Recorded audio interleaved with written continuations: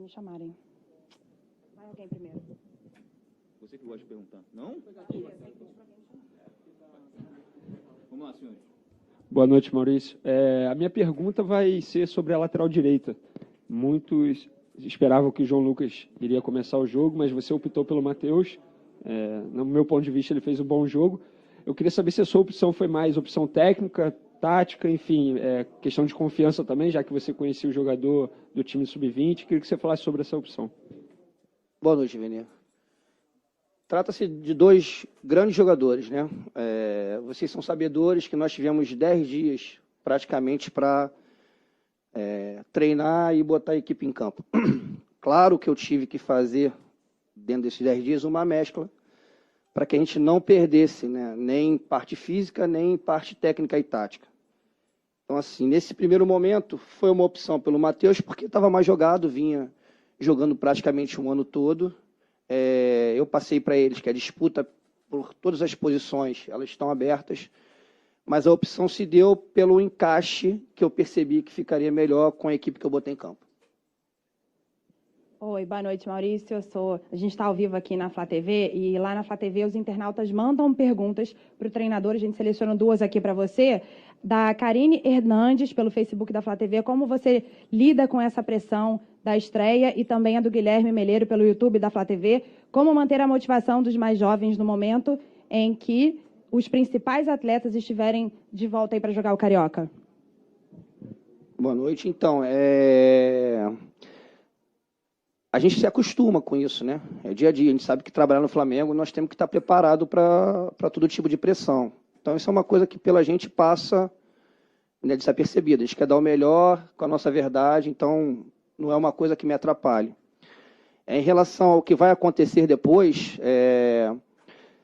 nós estamos pensando no que nós temos que fazer agora, né? O que vai vir depois para essa garotada não depende só da gente, né? Então, o que eles estão muito motivados para representar o Flamengo. Eu acho que hoje foi uma prova disso, né? O que eles correram, o que eles se dedicaram. E eu posso te garantir que eles não estão com a cabeça no que vai acontecer depois, mas sim em se desempenhar muito bem aqui, nesse momento. Maurício, Wesley Ramon, urubuinterativo.com. Queria que você fizesse uma avaliação dessa estreia no Campeonato Carioca e comentasse um pouquinho das jaias em cima do Lucas Silva no final do jogo. Boa noite, Wesley. Então, eu acho que falei para eles, nós tivemos o controle total da partida, né? Foram 19 chutes, foram 11 chutes dentro da área, se não estou enganado.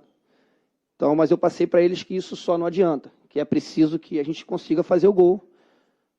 Foi a proposta que o Macaé teve de se defender, a gente teve total controle e posse de bola, mas é preciso que a gente empurre pelo menos uma para dentro, né? Em relação à vaia, o Lucas Silva é um jogador que, apesar de novo, ele é um jogador com casca, um jogador que está acostumado a sofrer pressão. Ele sabe que ele perdeu alguns gols que ele não costuma perder, talvez por isso as vaias, porque trata-se de um belo jogador. Boa noite, Renan Moura da Rádio Globo CBN. Para a próxima partida, um clássico, talvez foi um bom teste hoje, já prevendo que seja um jogo talvez mais equilibrado, com o adversário tendo uma postura bem diferente do que teve talvez o Macaé hoje. Boa noite, Renan. Sem dúvida nenhuma, eu creio, né, acredito que o Vasco saia mais para jogar do que saiu o Macaé, né? Mas é jogo a jogo, né? A gente tem nossa maneira de jogar, vai depender muito de como o Vasco vai se comportar, saiba como se comportar. Eu acho que essa equipe ela está se estruturando, né? Mas independentemente de como o Vasco venha, a gente vai estar pronto. Maurício, Marcelo Marinho, equipe Egito Esportivo. Queria te perguntar um pouquinho ali da parte defensiva. Algumas vezes a gente viu os garotos um pouco desentrosados por ali, indo dois na mesma bola. Queria que você falasse o que você achou desses momentos e o que fazer para corrigir essas questões. Obrigado. Boa noite, Marcelo. Eu confesso que eu vi poucas vezes isso acontecer. É uma dupla de zaga também que jogou pouco, né? E a gente optou por estar jogando com os dois laterais que vem jogando o ano todo. E assim, eu acho que o que aconteceu é bem comum de acontecer para uma equipe que que não joga junto, né? Que foi o primeiro jogo, na verdade. Mas é claro que nós vamos analisar o vídeo depois, nós vamos pegar, né, todos os lances para a gente poder corrigir qualquer tipo de erro que a gente entenda que aconteceu com recorrência. Em algum momento acontece um erro ou outro que eles mesmos se corrigem dentro do campo. Quando isso acontece, nós temos que ter a correção, porque pode acontecer. O que não pode é deixar de ter a correção. Maurício, é um prazer falar com você. Marcelino Santana, da Rádio Ativa. Maurício, o que fazer agora durante o Vasco? Você tem quase 2 dias e meio para trabalhar. Você tem um Vasco, um clássico. E o que fazer para corrigir? Principalmente o ataque. O Vitor Gabriel não foi bem. Você mexeu, botou o PP e depois você botou o Rodrigo Muniz. A equipe melhorou e muito. Principalmente com a entrada do Eno. Quero que você falasse desses jogadores e porque o não rendimento tão grande do Vitor Gabriel, que já jogou no time de cima já. Bom, então acho que melhorou porque são 2 grandes jogadores que entram, né? E tem qualidade para mudar uma partida. E além disso, eu acho que o Macaé também deu uma sentida, né? Correu muito atrás da gente, fez uma marcação basicamente individual nos setores e correndo muito atrás da gente. Eu acho que o Vitor Gabriel ele não teve muitas chances, né, para fazer o gol. As poucas que teve, ele não conseguiu botar para dentro. Nós temos pouco tempo, realmente. Mas o tempo que a gente tiver, a gente vai tentar ajustar isso tudo para que no jogo contra o Vasco a gente fale de um outro tema. Porque, é claro, um time que deu 19 finalizações e não conseguiu fazer o gol, é claro que os olhares vão estar voltados para o ataque, né? Mas eu confio muito nessa molecada, eu posso garantir que eles estão extremamente empenhados e se hoje não entrou a bola, eles vão estar se cobrando para que no próximo jogo ela entre. Boa noite, Maurício. Deu para perceber... Felipe Schmidt, do Globoesporte.com. Deu para perceber em alguns momentos que tinha uma certa semelhança com o estilo de jogo que o Jorge Jesus coloca no time profissional, né? O Hugo Moura descendo muito para fazer a saída, às vezes 2 atacantes dentro. Isso é uma coincidência? Isso já é um trabalho, assim, alguma conversa com o Jorge Jesus, alguma indicação dele para fazer esses meninos já jogarem no modelo mais parecido? Ou é algo ali no meio do caminho disso? Boa noite, Felipe.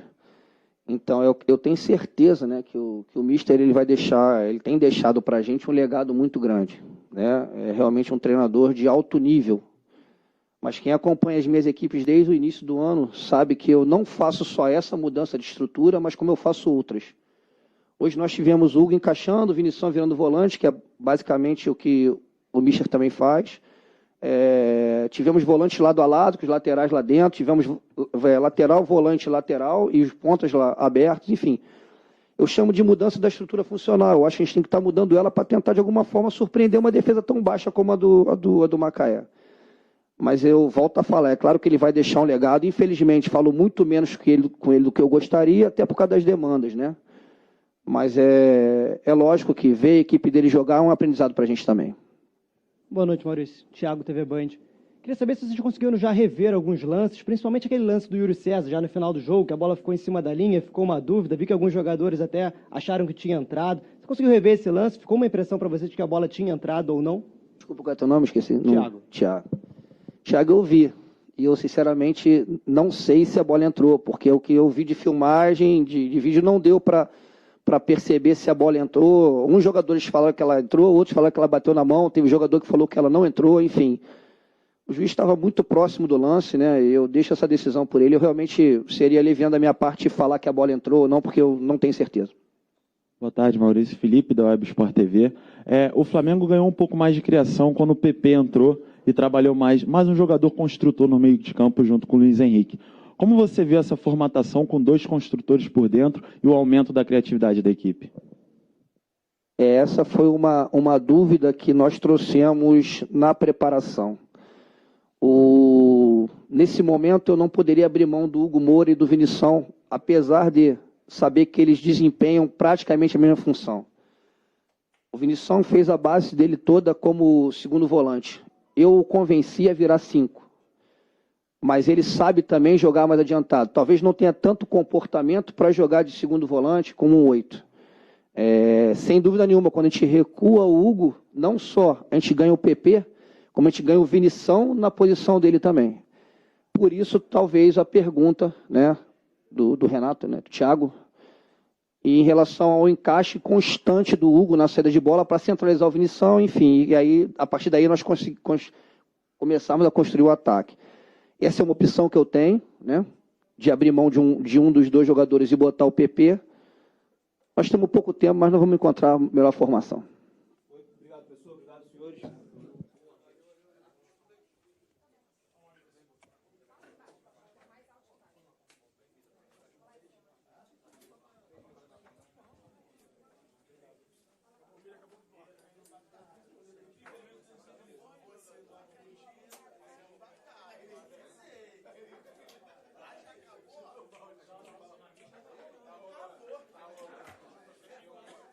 Vai lá, garoto. Acabou. Tua equipe ali.